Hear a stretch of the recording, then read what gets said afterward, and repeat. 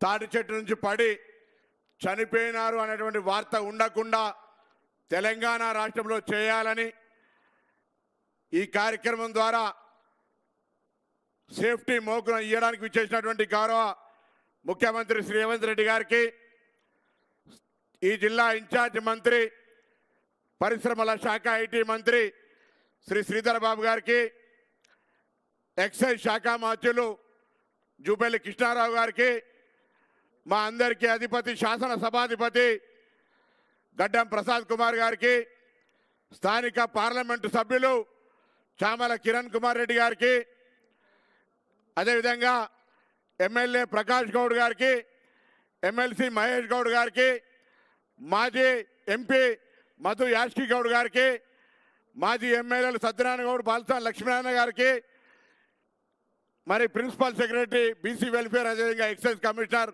జిల్లా కలెక్టర్ తదితర అధికారులందరికీ, వేదిక మీద ఉన్న ఇతర పెద్దలకు, ప్రభుత్వ సలహాదారు, ఈ కార్యక్రమం అనేక సందర్భాల్లో చర్చించినటువంటి పెద్దలు వేం నరేందర్ రెడ్డి గారికి అందరికీ పేరు పేరున హృదయపూర్వకంగా నమస్కారం తెలియజేస్తా ఉన్నా.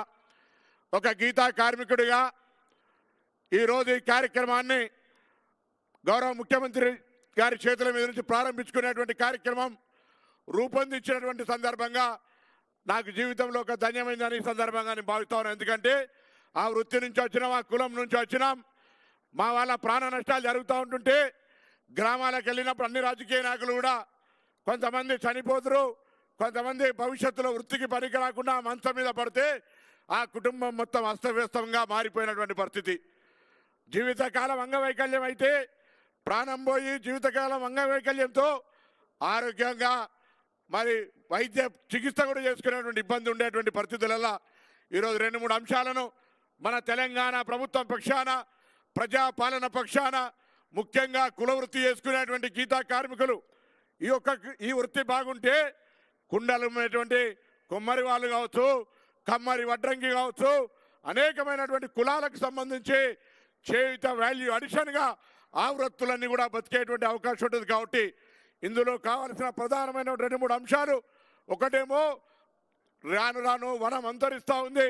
ఆ అంతరించే వనంలో రాష్ట్ర ప్రభుత్వం పక్షాన, అటవీ శాఖ పక్షాన అనేక లక్షల కోట్ల రూపాయలు ఖర్చు పెట్టి మొక్కలు నాటుతూ ఉన్నాం. ఆ మొక్కల వల్ల ఆక్సిజన్ వస్తూ ఉండవచ్చు, కానీ ఆదాయం వస్తలేదు.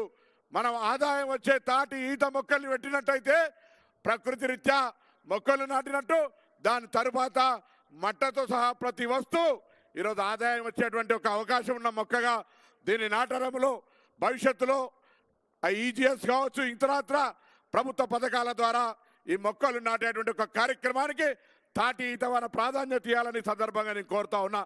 అంతేకాదు ప్రభుత్వ స్థలాలు ఎక్కడెక్కడ ఉన్నాయో ల్యాండ్ రియల్ ఎస్టేట్ పెరిగినా ప్రభుత్వం కూడా జాగా గుంజుకోలేనటువంటి విధంగా రోడ్లు కావచ్చు, ప్రాజెక్టులు కావచ్చు, ఎక్కడెక్కడైతే ప్రభుత్వ స్థలాలు ఉన్నాయో వాటి దగ్గర మ్యాండేటరీగా తాటి ఈత చెట్లు పెంచే విధంగా ప్రభుత్వం ఆదేశాలు ఇవ్వాల్సిందిగా గౌరవ ముఖ్యమంత్రి గారు హృదయపూర్వకంగా కోరుతా ఉన్నా.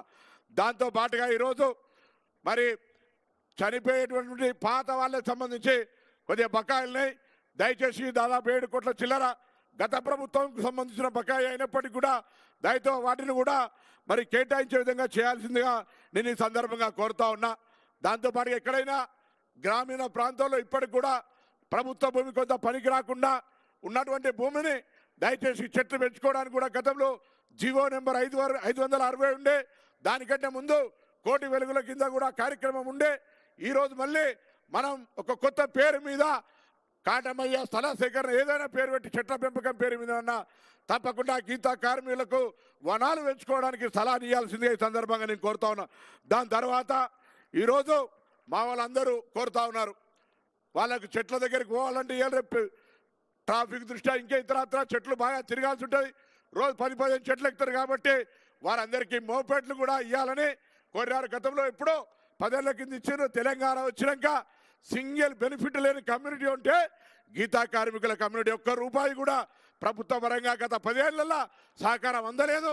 ఇలా గీతా కార్మికులకు ఆదుకునేటువంటి విధంగా మరి ప్రభుత్వం నిర్ణయం తీసుకోవాలని సందర్భంగా కోరుతూ, ఈ కళ్ళు వృత్తి నామోషి కళ్ళు తాగాలనేటువంటి పరిస్థితి నుంచి పట్టణాల రోడ్లు హైవేల మీద కానీ గ్రామీణ మున్సిపాలిటీ ప్రాంతాల్లో కానీ మోడల్గా తాడి నీరా బార్ల రూపం లోపల హైజెనిక్గా మంచి ఫుడ్తో సహా ఈ కళ్ళును నేచురల్ ప్రొడక్ట్ని అమ్మే విధంగా మరి ప్రభుత్వం తరఫున అది పీపీపీ మోడా సహకార సంఘం ద్వారానా ప్రభుత్వం తరఫున ఎట్లయినా కానీ కనీసం నియోజకవర్గం ఒకటి చొప్పున ముందుగా మరి తాడి నీరా పేరు మీద కళ్ళ వృత్తులను అమ్ముకోవడానికి ఒక వ్యవస్థను ఏర్పాటు చేయాల్సిందిగా నేను మీరు అధికారులను ఆదేశించాలని సందర్భంగా నేను కోరుతాను.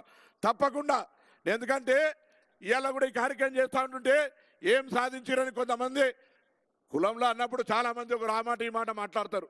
అయినా ఈ సందర్భంగా ఖార్గే గారు ఒక మాట యాదకొచ్చింది, బక్రీద్ మే బచ్చతో మొహర్రం మే నా సక్తే. ముందు ప్రాణం అయితే బతకని అయ్యా, ఎవరికైనా ఇంతకంటే ఎక్కువ చేసే ఐడియా ఉంటే ఎందుకు చేయలేదని అడుగుతా ఉన్నాం.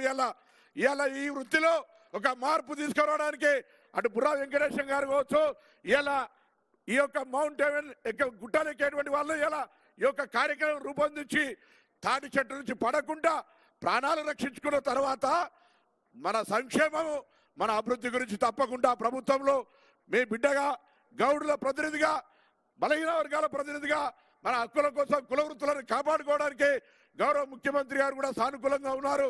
అందులో భాగంగానే అనేకమైనటువంటి కార్పొరేషన్లు వేసినాం.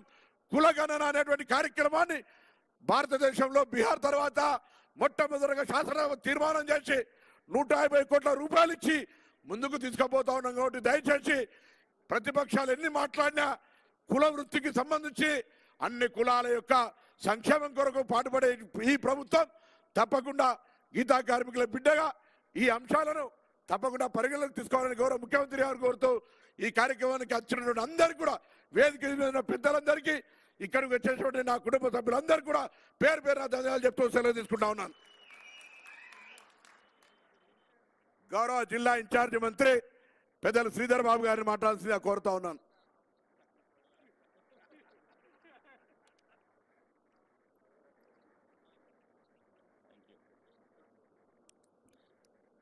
అందరికీ నమస్కారం. ఈరోజు